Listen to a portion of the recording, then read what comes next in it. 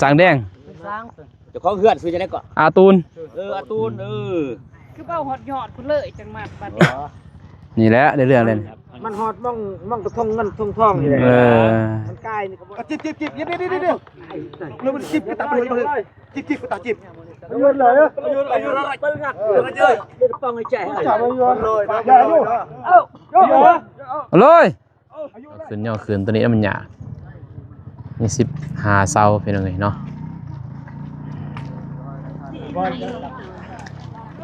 ผสมเลยเป็นยังไงเนาะ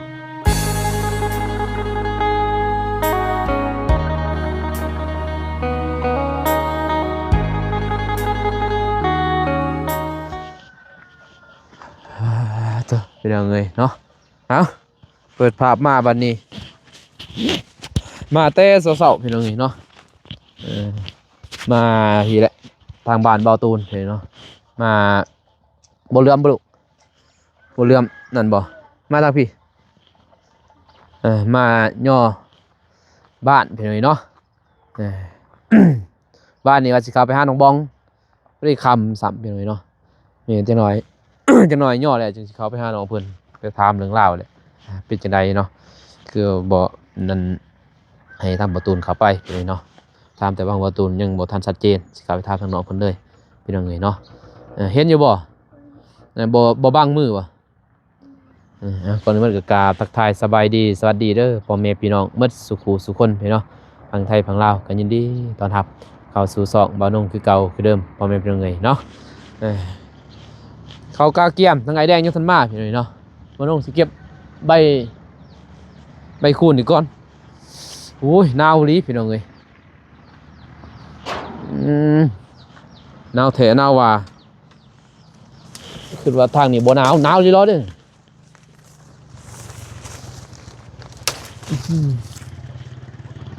นี่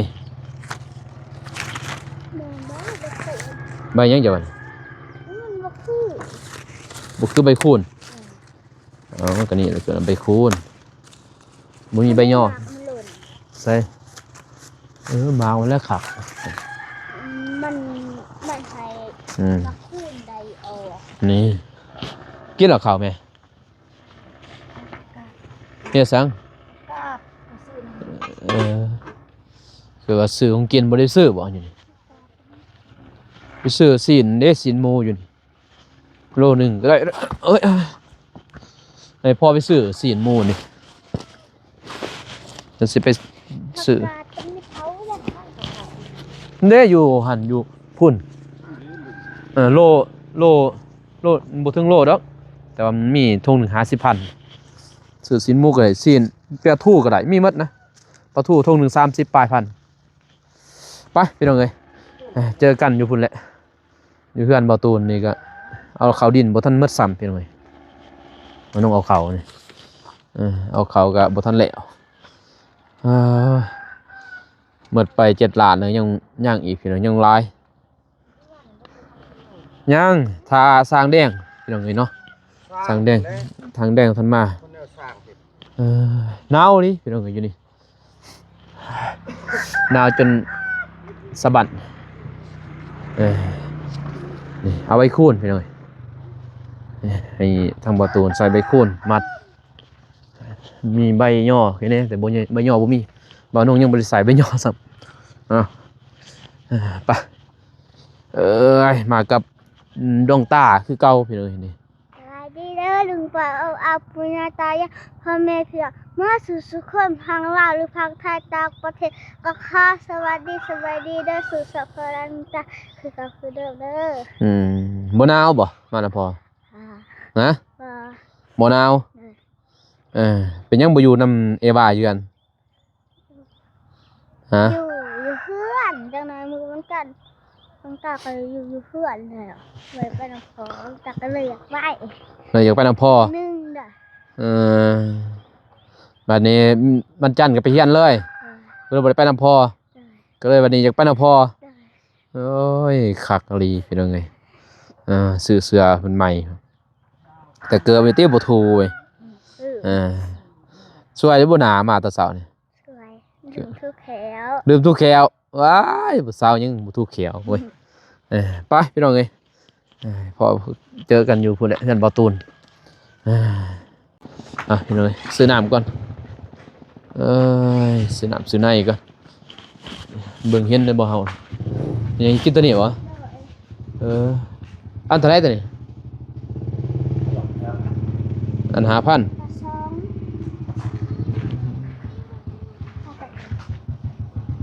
เอาก็ได้เด้นี่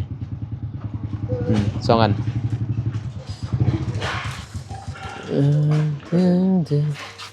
มีน้ำบ่น้ำดื่มบ่มีน้ำเนาะ ปุกใหญ่บ่ มีน้ำเงินเด็ก โอ้บ่น้ำกินได้ เด็ก ปูปุกใหญ่เนาะตุกน้อยบ่มีเหรอ10,000ถือพุ่นเด้ศีลเห็นประตูเซแล้วศีลหมู ชิ้นหมู เลยไปซื้ออยู่หั่นมีน้ำบ่ซื้อน้ำซื้อในมีน้ำบ่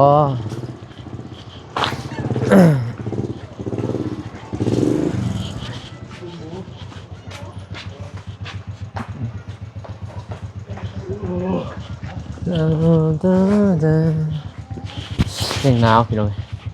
มีน้ำดื่มบ่น้ำตัวหน่อยเด้ตัวหน่อยโดยแพ็กเท่าไหร่ ตัวนี้น้อยบอก ตัวหน่อย แค่ที่ตัวกลาง ตัวกลางอะไรแพ็กเท่าไหร่ แม่ค่ะทุกหน่อตัวกลาง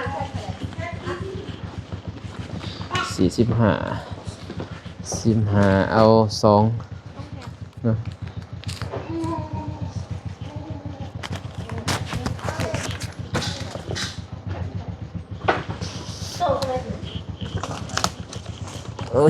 2 แพ็คพี่น้องสื่อซอยได้ไปเดี๋ยว45,000โอ้ยหนาว สร้างน้ำใส่ขึ้นมา มันตัดโกบตัวนี้จนออกก็ถูกจอมันเอามาเมื่อวานนี่คืนเพราะว่าจะไปเห็นรถแม่แนวใดเด้อแห้งสว่าหมางรถแม่เด้อลูกเด้อ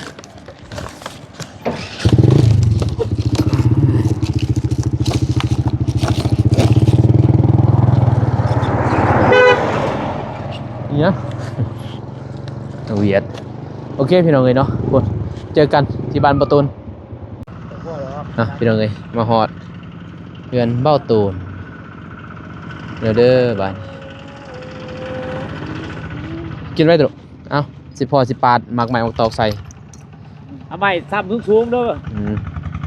จับดีได้เด้อ ไม่ครับไม่ควายว่า อุ๊ย นั่นเด้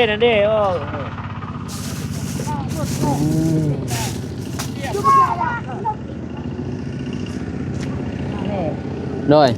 ป้าจะไหนจะไหนแต่ง ยังท่านได้นั่นบ่น้ำเพิ่น น้ำบ่จักดิได้หรือบ่น้ ใช่ รอดแล้วบ่น่ะ บ้า ซิ่ง ำเนี่ยเท่าไหร่ อ้าว บ่ เมื่อวานมาซื้ออ้าวมันเนี่ยเขาไปอันนั้นรถเบิ่ง เยอะ บ่ออก เยอะ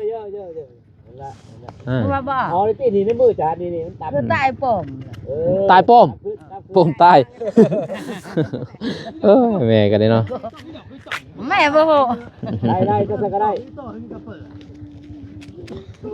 ได้ทำอะไรบ้าง ฮะ ทำอะไรบ้าง บ่เห็น ก็เรามาก่อน บ่เห็น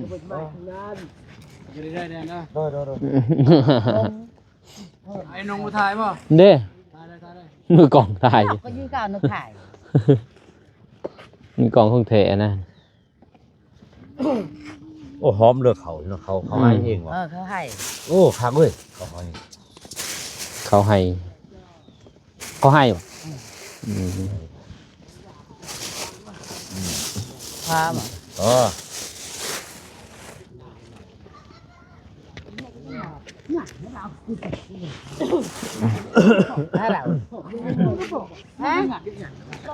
ใส่เงินเพิ่นเด้ นี่ บักเรียนบ่ทั้งหา บ่ได้มีเหรียญนั่นเงินนั่นเด้ใส่เนี่ยใส่หั่นจะใส่ใส่ เส้น150อะไรแต่จะใส่อะคำคูณอยู่เซาจ้ะ เป็นสิริมงคล จะใส่เท่าไรก็ใส่ แม่น บ่ต้องเว้าก็ได้เด้เนาะ บ่ได้เว้าหยังดอก บอกลุยจะบ่มีหรอกเงินลุยผม เงินบาทบ่มีเพิ่นเพราะว่าอยู่เฮือนบักลาตอนนั้นแนวเพิ่นบ่ฮู้เด้ว่าเสียแนวนี้ ค่อยก็ บ่แนะนำ ค่อยก็ไหว้ทอกใส่หมด เดี๋ยวมีว่าเงินตัวนั้น เขาก็ทอกใส่หมดนะ แล้วมีเงินบักเรียนผู้ใดใส่จักเงินเวียดเงินกัมพูเชียแล้วใส่ในใส่เสากลางเด้อเยี่ยมมากโลดเงาะเสากลางเป็นตัวนี้แหละเนาะ นี่เลิกเข้ากัน เลย เสา นี่นะ เสาแหก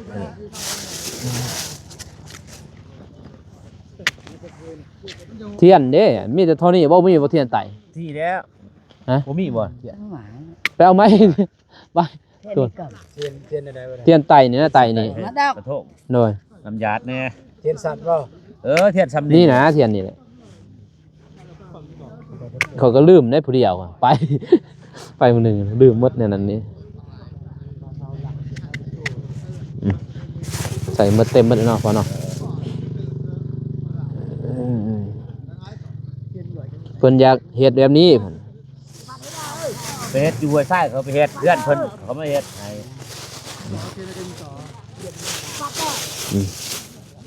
เพิ่น แนวเครือมาเคยามาใส่บ่ บ่ ยาสูบมอเตอร์ไซค์เนาะ บ่ นี่แต่นี่แหละต้องกิน นี่เฮ็ดเป็นได้เฮิ่นว่ากระทงนางัวกระทงสามแจ ใส่มาเลยเป็นยังไง ใส่ ก็เพิ่นซื้อมาเลยเขาสิกินเนาะ เห็นเราเป็นเด็กที่เถอะ เทียนยังเขาเอิ้นหั่น เทียนคันหา มา เทียนขั้น เอามาดูนะ เออ มัดหนึงโลด ซื้อเป็นมัดเลยโหลดเด้อ หมัดเลย อืม มวยคือกันเนาะ ถ้าอย่างนี้ไม่หมัดเลย มวยมัดมวยมัด มวยหนึง อ่ะนี่ ภาษาจุภาษาละเวทมวยเบิร์แม่ปวด งอดเบี้ยงอดเบี้ย งอดเบียร์โดยโดย มันเฮาบ่หาเวียกมันก็บ่หลาย มัน ไปเวียกเดียว คิดว่ามาคิดว่านี้คือบ่คิดก็ได้เนาะวางเลย เฮาก็มีแต่มาดึงแบตเวลานะครับมันก็ดึงเปียกใส่ งัดเอาเนาะ เปียกสบายดีเด้อ โดย ว่านี่เพิ่นบ่ได้มาพี่น้องเอ้ยบ่มาก็นี่แหละงัวได้จัดการปลดไปอ้อมรั้วไว้เด้มันทางเข้าทางนั้นนี่มาเลยได้พุ่นเลยบ่ย้ายก่อนบ่พอนี่จังได๋เขาบ่คอมบ่เขาสิจมอ่ะบ่ได้เอามานั่นเนาะบ่ได้เอามาคิงรถนั่นน่ะยากก็ลีได้นั่นน่ะใส่คิงรถได้พี่น้องปลามันใกล้ๆเด้พูด โอ้บ่ใส่อันนั้นใส่รถเนาะ คิงรถนะใส่ผ่านบ่มีบ่ โอ้ยากได้แน่น่ะ รถจักรเอานะหลายคนเนี่ย ไม่ได้ที่รถถีบรถจักรได้นะ อย่ามันหลุดนะ แล้วบ่นำนี่ก็หลายคน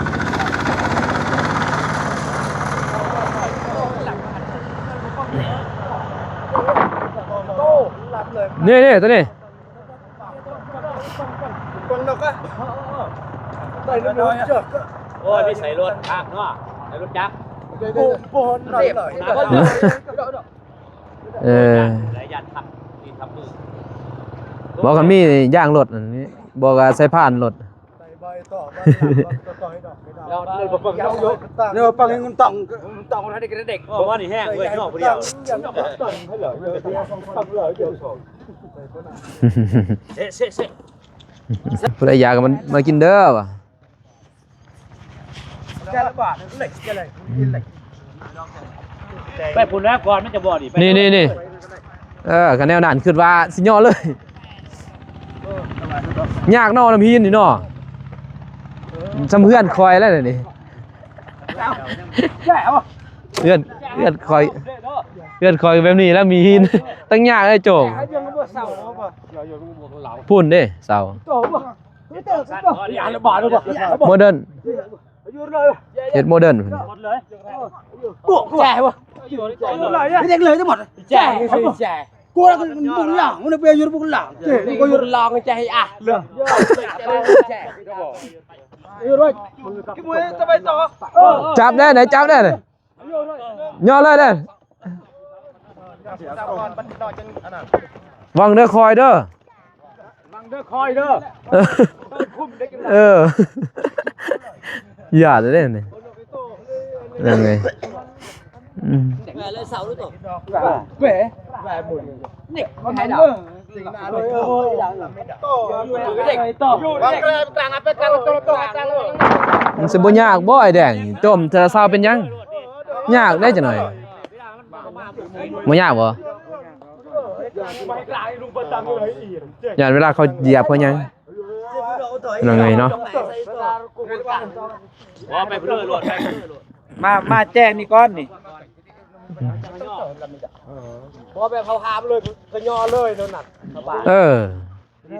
ยอดฝั่งนี้ได้ เขาว่าย่อตัวนี้ก้อนรถน่ะเฮ็ดรถแม่เนี่ยน่ะมันสิง่ายเขาย่อแล้วย่อขึ้นเลยเนาะอันนี้ไม่เอาป้านเมื่อยเขาซื่อ บัดนี้ไม่จ่ายคือเป็นไม่จ่ายอันนี้มันสอนักอีกแล้วนี่ก็ย่อปะหัน3เท่าแมนแล้วก็ย่อปะอยู่นี่แล้วให้จังย่อกลางขึ้นเลย เอามาเลยเอาตัวนี้ไปก่อนที่มันจะบุกเกะ ว่ากลางไอ้ตัวไปกัดจบมาไปนี่ก็ นั่นมันต้องย่อเท่านี้สิลูก เอาไปย่อตัวนี้ไปก่อนโดดแห้งเกิดก้อนในอยู่ทางเต้น สางแดง เจ้าของเฮือนซื้อจะได้ก่อน อาตูน อาตูนคือเป้าฮอดยอดคุณเลยจังมาบัดนี้ นี่แหละได้เรื่องเลย มันฮอดม่องกระทงเงินทงทองนี่แหละมันใกล้นี่ก็บ่ได้อีก ทงเงินทงทอง ตัวนี้ปิดออกมาหน่อยมันเกตซื้อมาไทยตัวเขาเลย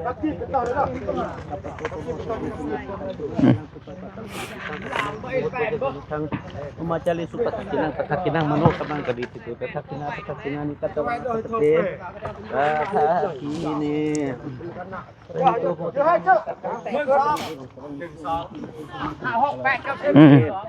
้าไปปกกะเลไปเสกสัพพุทธนาคัตโตไปกินสัตังสองไม่เอาคือว่าบ่ดึงตัวนั้น ดึงได้มันบ่นั่นได้บ่ลงเลย จิบยิบดิแล้วมันจิบก็ตาไปเลยจิบก็ตาจิบเงินเลยอายุไปงัดเจอเดี๋ยวป้องให้แจ้งจับไปย้อนเลยอย่าดูเอาเลยอายุเลยคอยเด้อโตเขาไงบ่ บ่มีไม้ค้ำเนาะหัวเนาะไม้สิไผบ่มีเนาะไม้ค้ำหัว อายุเลยเอาแล้วได้จังหน่อยจะได้เสียอายุแตกไปจุ่มเด้อพี่น้องเอ้ยเพิ่นก็ย่อ2ย่อเซาเรียบร้อยบาดนี้สวยพี่น้องเนาะคนก็เริ่มบ่มีแล้วบาดย่อขึ้นตัวนี้มันยากมี15เซาพี่น้องเอ้ยเนาะ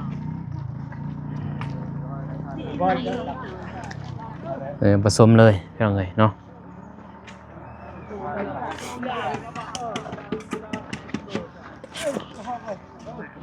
ท่านอยู่บ่เท่ท่านบ่มื้อนี้ท่านอยู่บ่เท่บ่เพื่อนเบานุ่งนี่มื้อนี้เขาจับเหลี่ยมจับหยังเด้เขาก็บ่ท่านมื้ออื่นพุ่นแล้วเขาเท่บ่เพื่อนเบานุ่งนี่บ่ท่านพี่น้องถือเอาไว้เตอแล้วเพิ่นจับเหลี่ยมเขาเดียวแล้วเพิ่น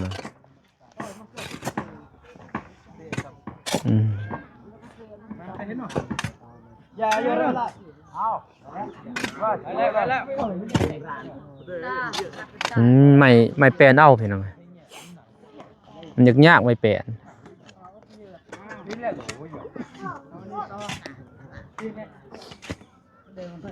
ได้ต่อเนาะเศร้าได้ต่อ แม่นบ่เสาพุ่นและต่อ สิได้ต่อเสาถ่ายเป็นยังไงเนาะอืมน้ำหวานนี่กินแม่น้ำหวานน่ะอันได้เอาให้แม่เฒ่าอ่ะบ่เพิ่นบ่กินหวานเป็นหวัดนี่เอาไปโลดนี่อันเด้ให้แม่เฒ่ากินอันจอกเอาจอกกันดิยายบ่กินก็ได้บ่กับยายกินรสกาแฟนี่บ่มีไผกินบ่เกี่ยวกับกาแฟกาแฟนะกาแฟป้าดอกจังหน่อยตอนนี้เอามื้อเด้ หมดน้ำมันเย็นน่ะเด้บ่มีไผต้มเนาะมันมีอยู่นั่นแนวต้มหั่นต้มใหม่ก็ได้ยังบ่ยังฮ้อนบ่มันบอกว่าต้มไม้มันมีหัวเลย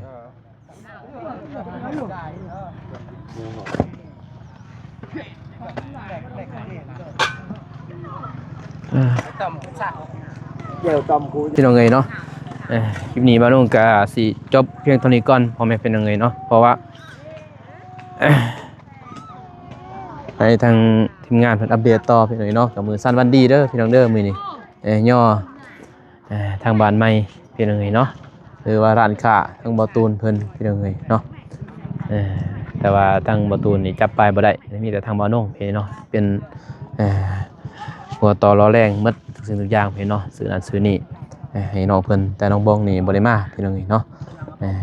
บ่นงก็สิมื้อที่เข้าไปหาน้องเพิ่นถ้าน้องเพิ่นอยู่สิโทรหาก่อนถ้าอยู่ก็สิเข้าไปหาเป็นจังไดคือบ่ได้เข้ามาพี่เนาะบ่นงก็ได้ถามบ่ตูนแล้วแต่บ่ตูนนั้นก็ว่าก็ฮู้รายละเอียดเนาะได้ต้องไปถามน้องเพิ่นทีหลังเพิ่นว่าเนาะ